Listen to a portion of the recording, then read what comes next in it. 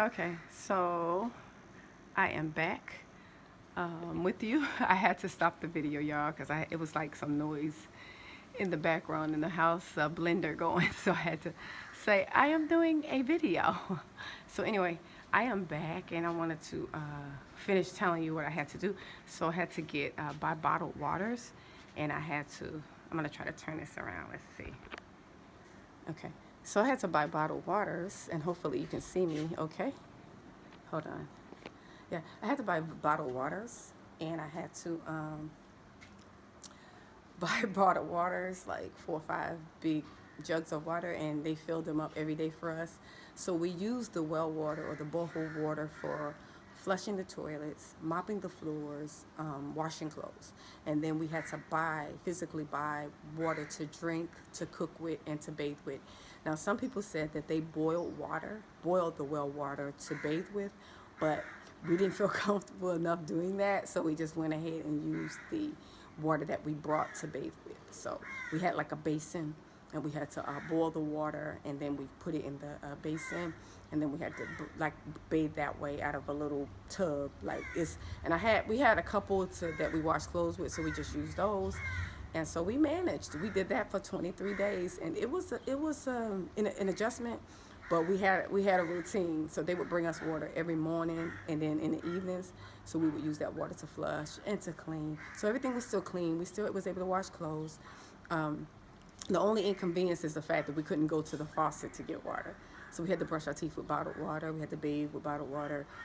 Yeah. So we survived it. And so the water came on like 3 days ago. And I was so happy when I heard the water, the faucets in the bathroom, like, shh. I was like, y'all, it made me so grateful for running water. It made me so grateful for water. Things that we take for granted that we are accustomed to in the West that we don't think about.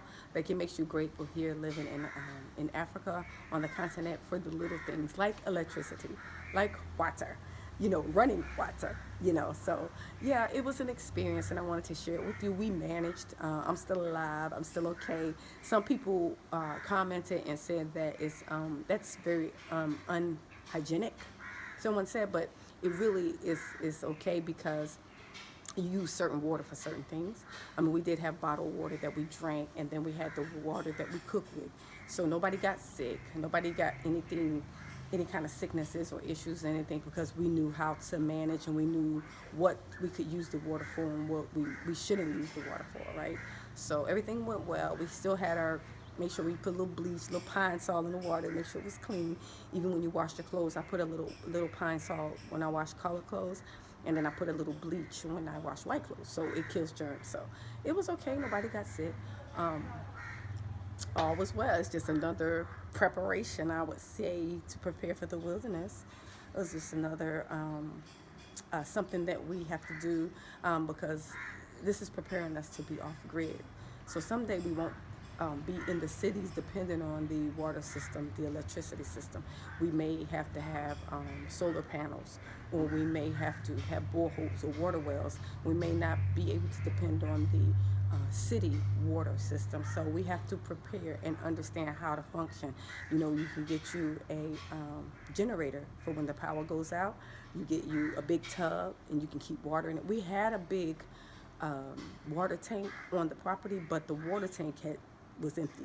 So the public water system, the Wasco, was out of water. So we had our backup water tank ran out of water. So we didn't have any water.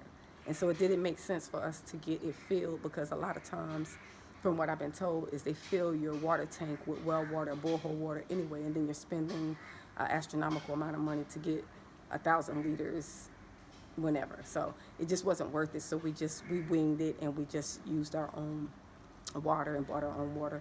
Another thing is, I'm in a fourplex, so I live in an apartment with other people. So if I would have purchased water for the tank, then everyone would have used it, and it would have gone out quicker. So, and I think they're more accustomed to managing in their country with water than me. I'm the only foreigner where I live, so I'm the only one that is not accustomed to how to function without water and lights. And I'm actually adjusting to functioning without electricity, because I've been here 2 years and 4 months, and it's going out, in between So I've kind of managed with that. Like it's hot, but I know what to do to stay cool. I can take a cold shower. And if you open all the windows, breeze comes through even though it's hot.